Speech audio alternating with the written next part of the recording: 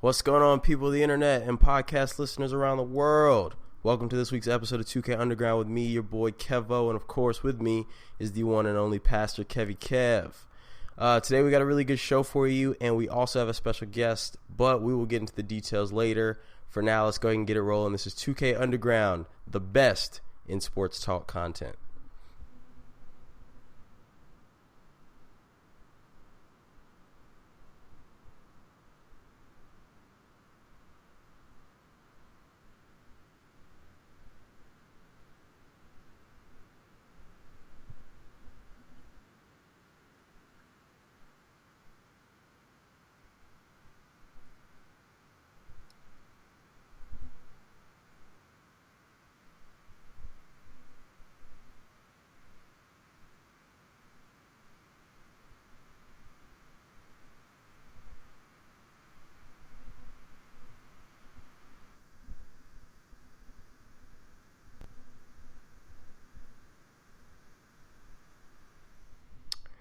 Again, you're listening to 2K Underground, Kevo, Pastor Kevy Kev.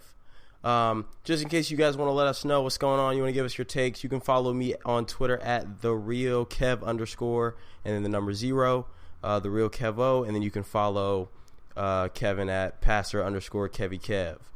You can also tweet us at 2K_Underground. So today we're here with a special guest, the owner of the NBA Quick Report Twitter page. How are you doing today? Doing pretty good. It's good to have you on.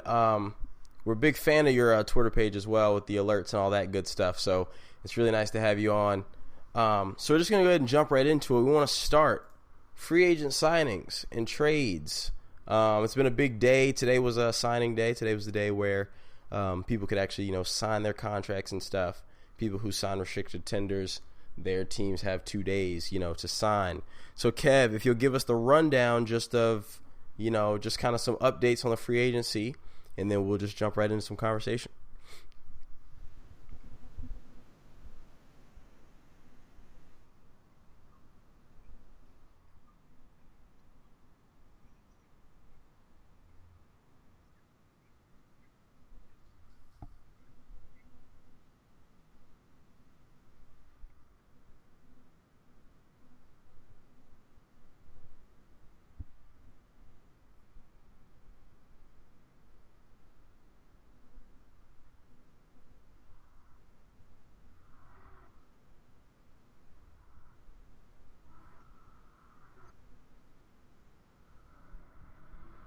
Interesting enough. So, I'm just going to go ahead and jump into it, Mike. I'm going to let you start your biggest thoughts on kind of the most recent things from all the way from Gordon Hayward to, like he just said, the most recent Caldwell Pope getting kind of let go from the Pistons. The floor is yours.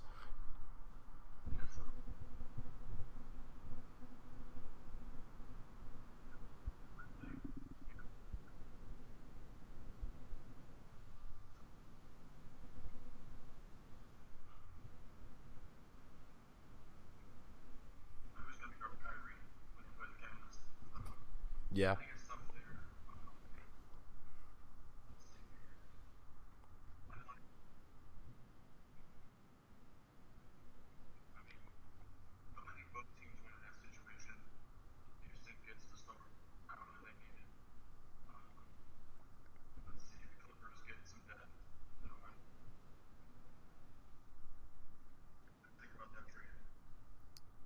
Kev, you can go ahead.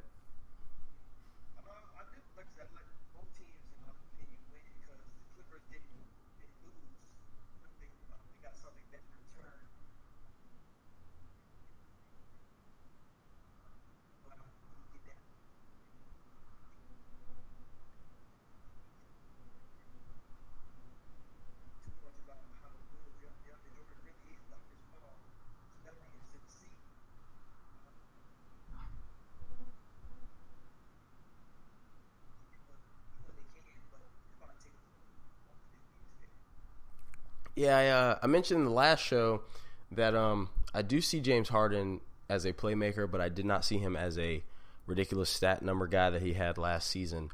I think that he is a great off the ball person. I still see him more as a scorer that can play make as opposed to a playmaker that can score. So I do think that adding Chris Paul, Chris Paul does nothing but make players around him better. And I like the acquisition. They got some people out of there. I'm glad they didn't do anything like try to go get Blake Griffin. Me and Kev, we talked about this last time. Wish they would have tried to get Paul Millsap, but that's neither here nor there. Speaking of Paul Millsap, I like Denver's move to get him. However, I wish they would have been able to keep Gallinari for it. So it's kind of like, gain a piece, lose a piece kind of thing. I do like Gordon Hayward in Boston. Me personally, just from a fan standpoint, I like seeing change. So I like seeing LeBron go elsewhere. So I can see someone else be good instead of Cleveland at first, and I liked him going back. So I like Gordon Hayward choosing Boston. It just adds an interesting twist to the season coming up. In my personal opinion, I know some people wouldn't agree, and of course Utah fans would not be happy with me saying this right now, but at the end of the day, like we talked about on the last show, I don't see much for him there in Utah past like the next 2 years. Boston's got a bright future, and I think he made the right decision personally.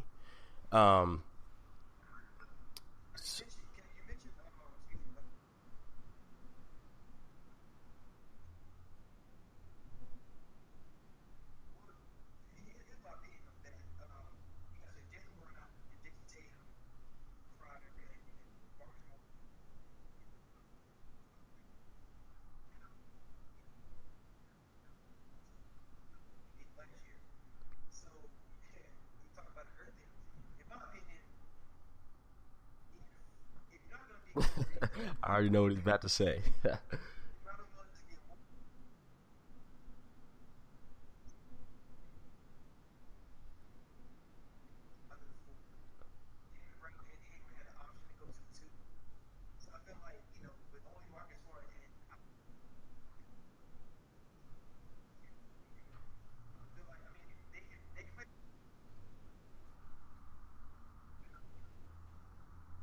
Yeah, it's crazy to think about how their lineup at any point could be Isaiah Thomas, Jaylen Brown, or Crowder, Hayward, Tatum, and Al Horford all at the same time. And like I said, Jaylen Brown could be replaced with Crowder, which means Hayward would be at 2, Crowder 3 or 4, Tatum 3 or 4. And they're all interchangeable. And yeah, it seems like they have a lot of small forwards and they kind of lack other positions. But who knows? They may come out there and Hayward may play shooting guard the whole season. Who knows? They may go to the point where instead of it being point guard, shooting guard, so on and so forth, it's it's just point guard, wing, forward, kind of like college, how it's just kind of a positionless sport. So who knows? I think it'll be very interesting, in my opinion. So like I said, this is 2K Underground. Going on to the next topic. It seems like a lot of players, especially the top tier East players, are now in the West. For example, Paul George has now left Cleveland. He didn't leave. He was traded from Indiana to Oklahoma City. That's, in my opinion, is the second best player in the Eastern Conference, is now in Oklahoma City. Paul Millsap left the Hawks. Left the Hawks. He is now in the West. I know I'm forgetting someone. Jimmy Butler from Chicago to Minnesota. And so now it seems like the West is, if you look at all-star teams, the West is completely dominant of the East. Do either of you guys agree with that narrative, or do you guys think that it's a little overblown? What's y'all's real opinion on it?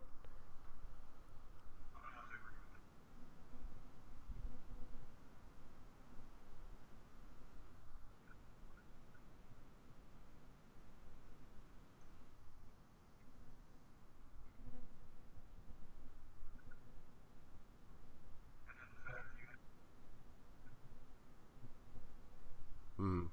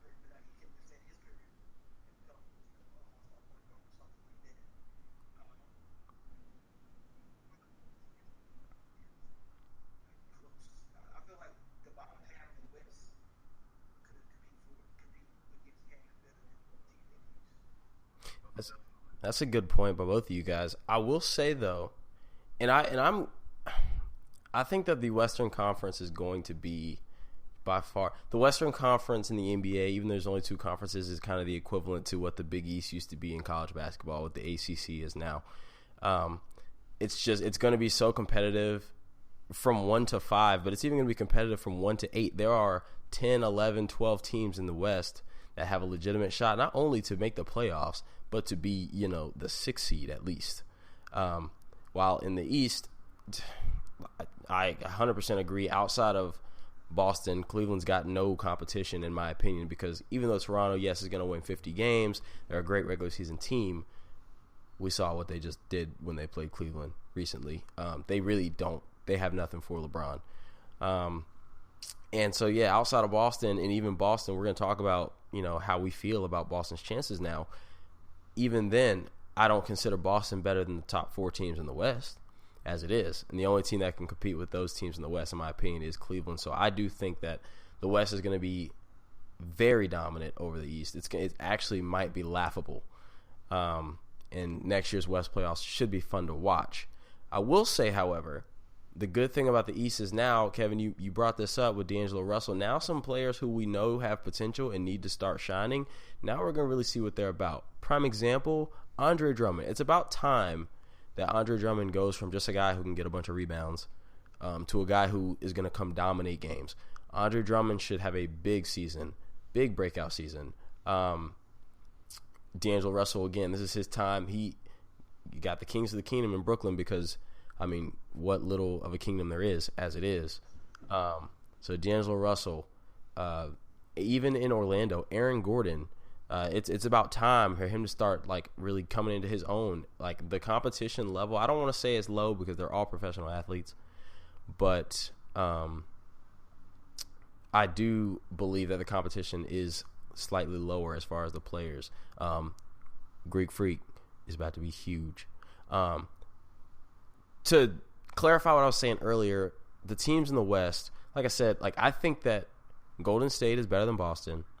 Because I said 4. I think that the Rockets are better than Boston. I think the Spurs are better than Boston. And right now I think the Timberwolves are better than Boston.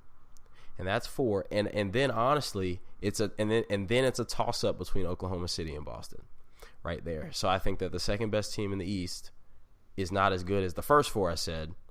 And then Oklahoma City, give or take. I don't know what's going to happen with that Paul George Westbrook stuff, but there's no reason to think that it can't work out and can't be something special, at least for a year. That's just my opinion. I don't know how you guys feel about that. I don't know if you guys feel, Boston, I'm not giving them enough credit. If I'm giving them too much credit, whatever you guys feel, you please have the floor. That's just my opinion on the Celtics.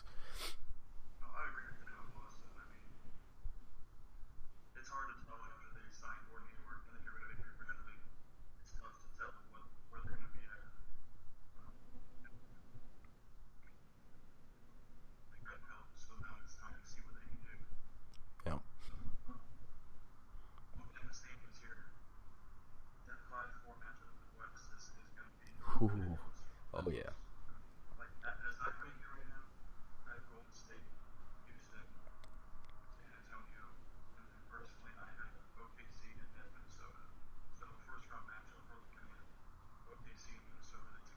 Mm. Mm. Mm. Mm. Mm.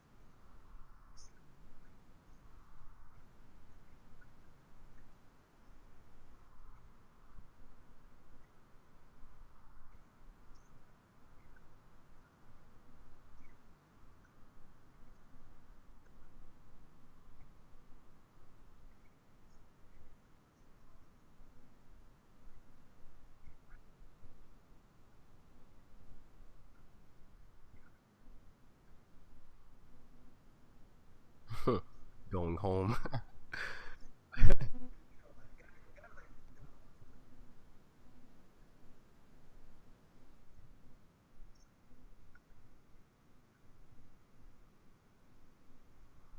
I I as far as teams in the playoffs, we're all pretty much on the same page.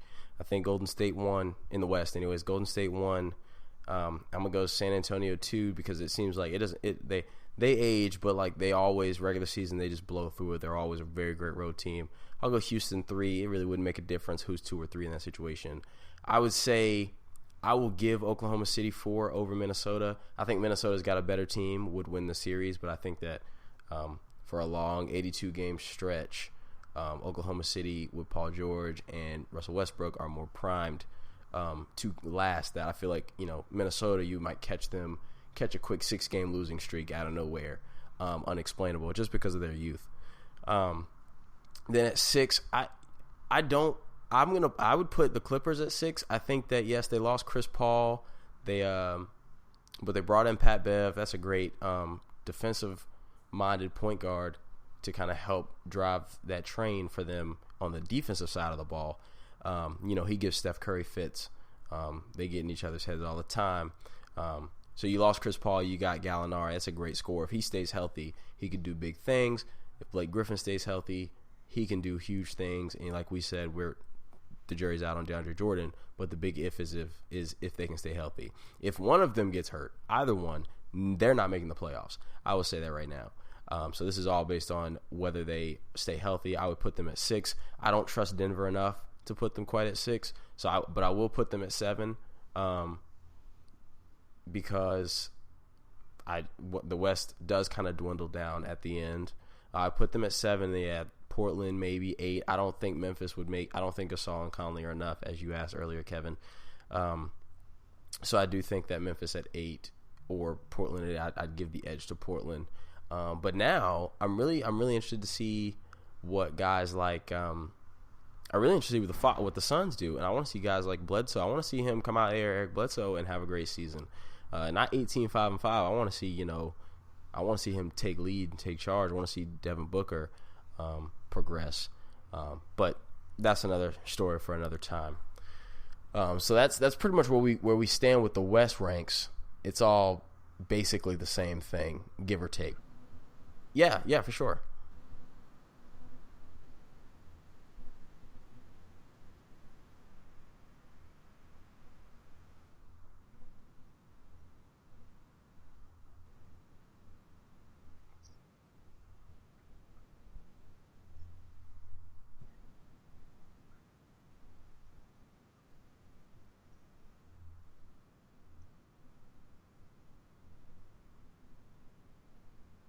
Oh wow, I forgot about Utah.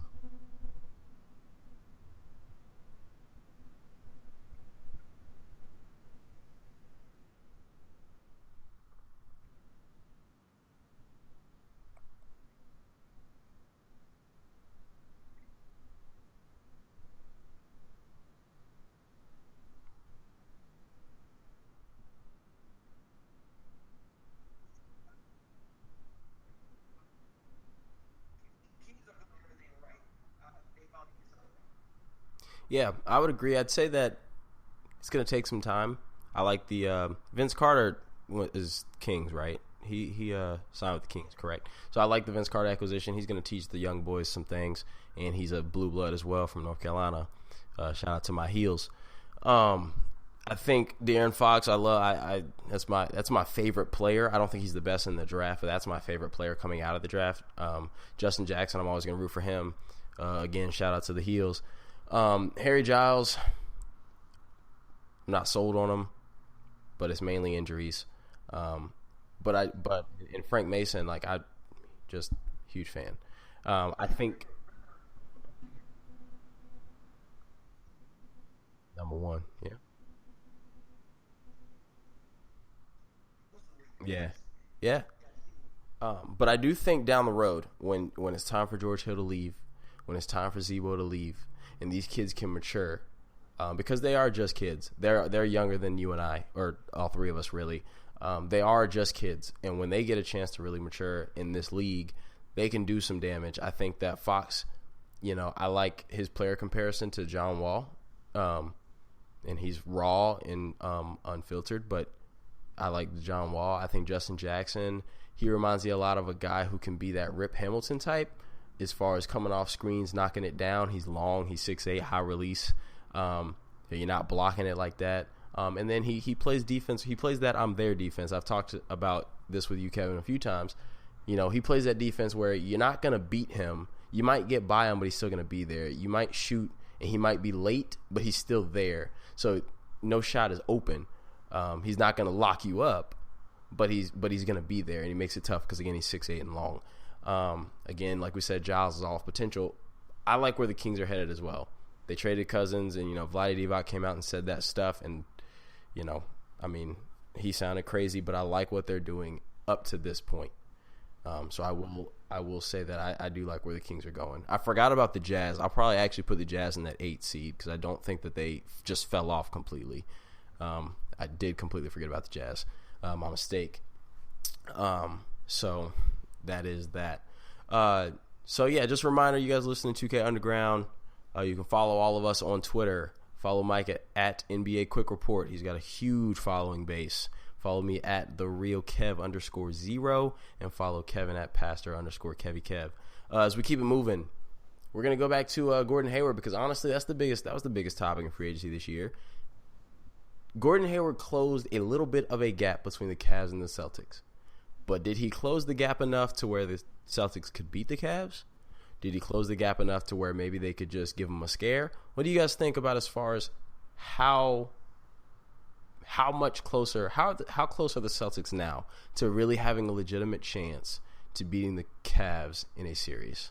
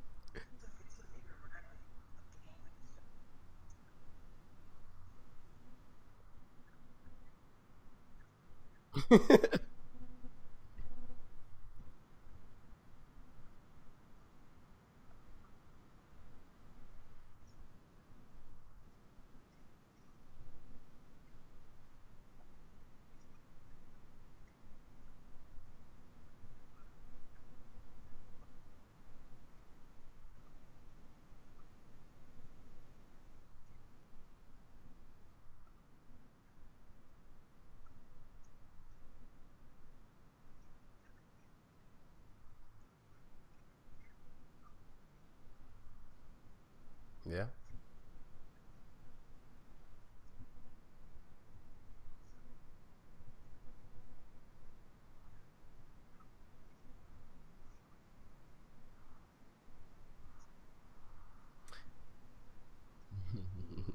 Yeah, he closed the gap, but there's such a huge gap that You know, still got some work to do. Um, I'm gonna go into my point, but first I want Mike. You've mentioned a couple times. I really want to dig deeper into this conversation because I'm really liking where we're going with it. You mentioned a couple times about how I don't think that you're too fond of the move to trade Avery Bradley for Marcus Morris. So if you don't mind, I would love for you to elaborate a little bit, like what you think they should have done, because the whole point was, trying to clear up this cap space so that they can bring Hayward in and not put themselves in a terrible bind, down the road. So if Avery Bradley was not movable for you, if you were Danny Ainge or if you were, someone in that Celtics office and Avery Bradley is not, if that's the one person you're like, look, like I need someone to get on Kyrie, you're not going to stop him, but again, you can make it tough. If Avery Bradley's not tradable, you just drafted Brown a year ago and you just drafted Tatum 2 years ago, who do you personally believe the Celtics probably should have shipped out?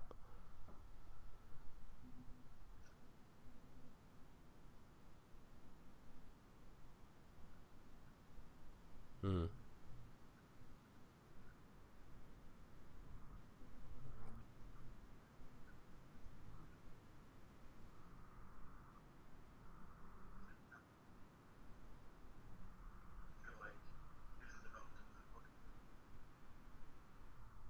mm,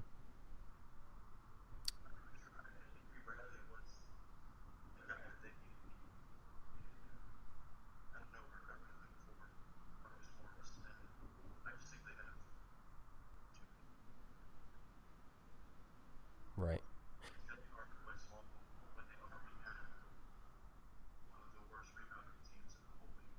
right. That's fair. I see that. I see that. And I think of the three, of Smart, Crowder, and Bradley, I think Bradley's contract was the biggest of the three. I could be mistaken. Um,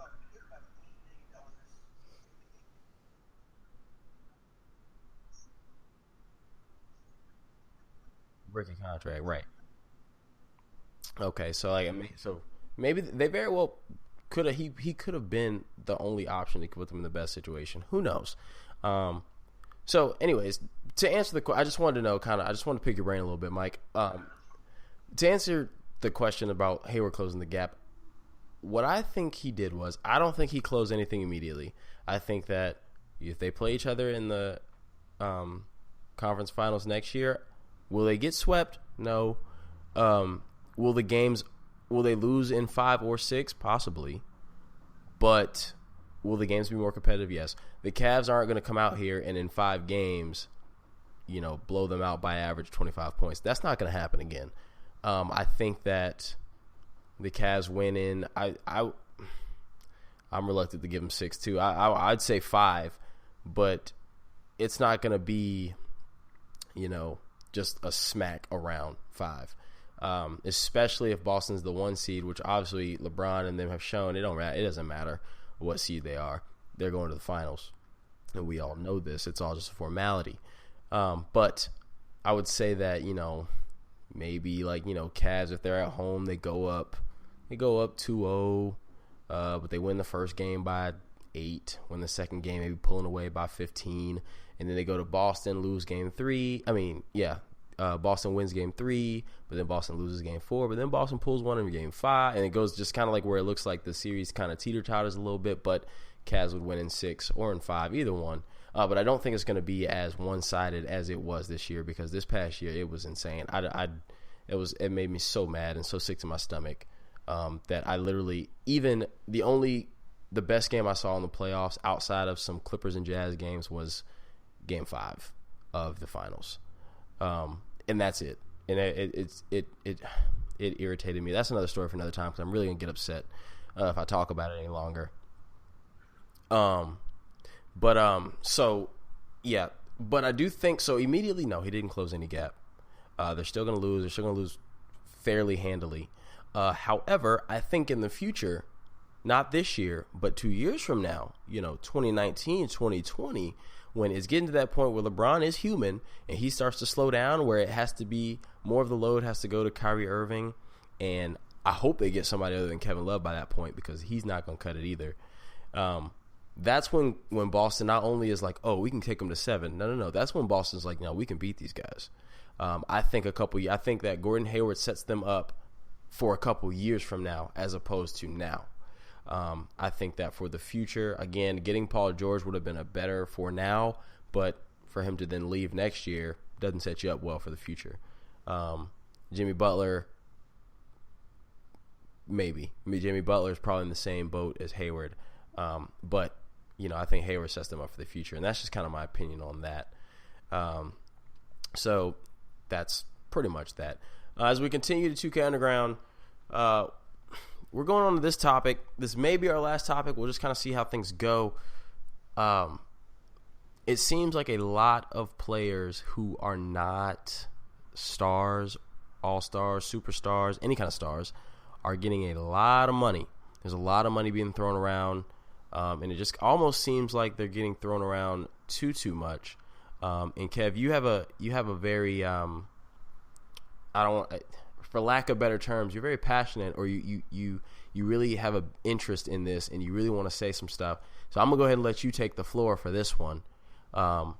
Just whatever you want to say, and me and Mike will just kind of jump in as we need to. Okay, so we moving into basketball where you're not shooting threes.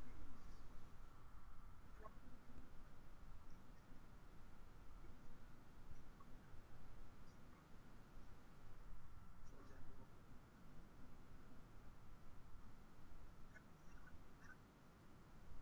example, what the Warriors and Rockets have done in Spurs,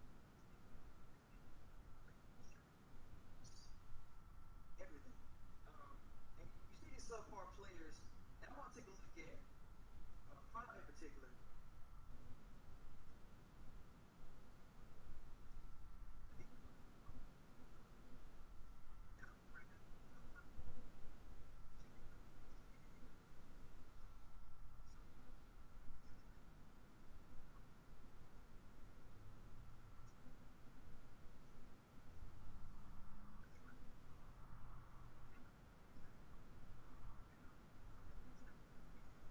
We just lost Hayward. So you should go up. That's sounds right.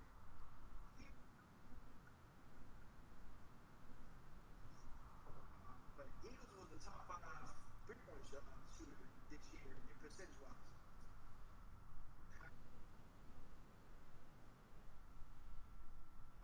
He signed a 4-year, $106 million deal, which the Nets offer him.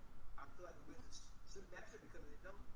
They're not going to compete for anything, let alone first round, maybe exit. He get a 4-year, $106 million. So a guy that has 13 points. We're talking like 24 million dollars a year. So he's the third best player on the team. But he was another guy who was top 5 in three-point percentage. An $18 million deal per year last year.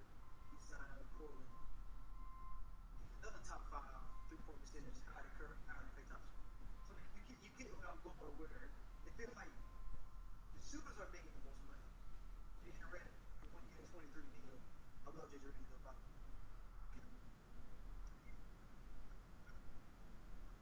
They just pull money out of everywhere. Like I wish I could shoot threes as good as him because like I didn't pay Jay this well. But Cal Cooper was number 1 leading in three-point percentage this year. Like for a man had the season completely. So if you see guys like KCP on the market, he's about to get wherever he goes. Probably as well. For guys who can shoot threes, it feels like that's it. Like if you can shoot threes, you gotta get max. So I don't know what are y'all thoughts on like the shooters that how we game the shooters and are they that valuable? It's like everybody trying to find the next Steph Curry, the next Clay. Is that where we should go? Well, go ahead, Mike.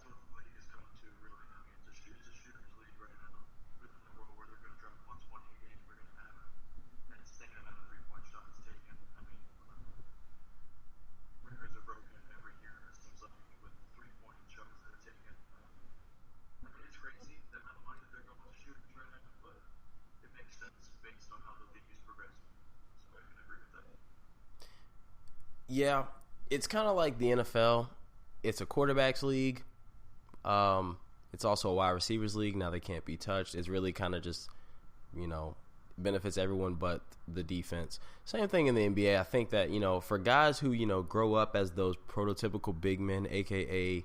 a la Jaleel Okafor, who can't shoot, whether it be jump shots or mid-range, really have no game outside of their back-to-the-basket game. They're just losing spots in this league. And I think that you can really credit that to Stephen Curry and Klay Thompson, where it doesn't matter how open you are. If you can put a three up, it has a chance of going in. So if you can shoot, you need to get paid because we want you. Why? Because we've seen how great a team can go in so little time with the three-point shot. And also, that great team, we're not going to beat them without the three-point shot. That's just the way it is. Which is why Oklahoma City got no chance. Even though Paul George and Westbrook are there, they're going to need some three-point shots. So yeah, I agree with Mike. I think that that's just kind of the way the league is turning to. If you can't put up 115 consistently, you can't beat Golden State. You can't beat Houston. You can't beat San Antonio.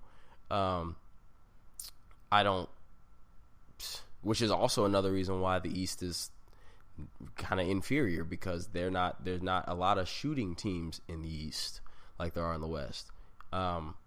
East reminds me more of that blue collar bang kind of thing, as opposed to the West, which is kind of finesse, throw up them shots kind of thing. So I just think that's the way the league. That's just kind of the way the league is turning. And eventually it'll get back to that point where there's going to be a team that not only because the Warriors aren't just winning games and doing well, they're dominating, and which is why the league is turning this way. I think though, I think sports just kind of go in a circle, and eventually there will be a team or two that dominate inside the post, and they're going to change the game again. And it's a cycle, but it's also a process, and you got to be patient with it. So I think that's why, because all those players, like you say, Kevin, the consistent trend is they are all shooters, and so on and so forth. And that's just the way of it is. I think, yes, Otto Porter should not be getting paid more than John Wall or Bradley Beal, but that's just the reality of it. And when John Wall's contract comes up again, he will obviously be getting paid more. Otto Porter's contract also, all these contracts also came up when the salary cap boosted so much after last year. So, just the timing and like we said, the changing of the dynamic of the league is just kind of, how it is. So before we close out, are there any things that any of you guys want to say about any of the topics that we came up with? We didn't get to go into our, views on why the league seems to be turning to nothing but super teams, but another conversation for another time. No big deal. But Kev or Mike, is there anything you guys want to say that we didn't get to bring up, or you didn't get to bring up, or anything that we may have missed, or you didn't think about, that you just thought about before we close out?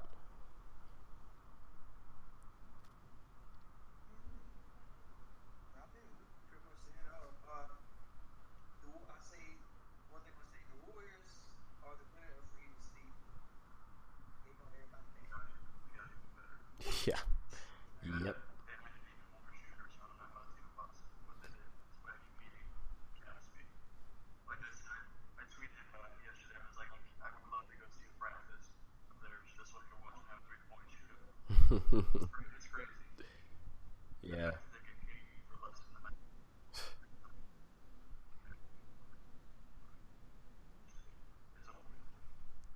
Yeah. Yeah, that's true. Warriors win free agency, Timberwolves win free agency, and the Cavs win free agency because not doing anything put them so far ahead of the East.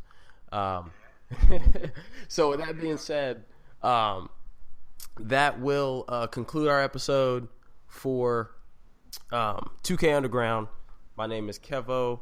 We're with Pastor Kevy Kev. It's Mike from NBA Quick Report. Go follow us on Twitter at 2K_underground. Follow me personally at the real Kev_0, and Pastor Kevy Kev at Pastor_Kevy Kev. And finally, go follow NBA Quick Report at NBA Quick Report on Twitter. You can get all the news, latest alerts, all that good stuff. He's definitely a source for us. And we appreciate you coming on, Mike. You definitely got to come again. We love your sports mind. It was really fun. Until next time, I'm Kevo. That's Pastor Kevy Kev. It was Mike. We're signing off. We love y'all. Peace.